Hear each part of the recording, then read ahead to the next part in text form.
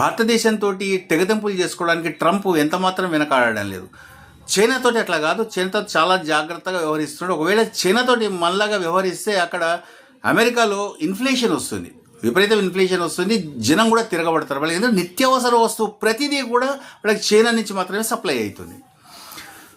తెగతెంపులు ఎంత దూరం వెళ్ళాడు అంటే భారతదేశంతో అసలు మాట మంది చేయడానికి ఇక్కడికి వచ్చే ఏదైతే గ్రూప్స్ ఉన్నాయో వాళ్ళ సభ్యులు ఎవరైతే ఉన్నారో ఆ సభ్యులందరినీ కూడా ఆపేయడం జరిగింది. ఇప్పుడు మనకున్న ఒకే ఒక ఆఖరి ఛాన్సు సెప్టెంబర్లో జరగబోయే యుద్ధ లేదా సైనిక విన్యాసాలు అమెరికాలోని అలాస్కాలో జరగబోతున్నాయి. అది మాత్రమే. ఫిబ్రవరి ప్రతిసారి కూడా 2 యుద్ధ విన్యాసాలు జరుగుతాయి. ఒకటేమో ఇండియాలో జరుగుతుంది, ఒకటి అమెరికాలో జరుగుతుంది. ఇండియాలో జరగవలసింది అయిపోయింది, ఫిబ్రవరిలో వైజాగ్లో అయ్యింది, విశాఖపట్నంలో. తర్వాత రెండవది మాత్రం అలాస్కాలో సెప్టెంబర్లో కాబోతోంది.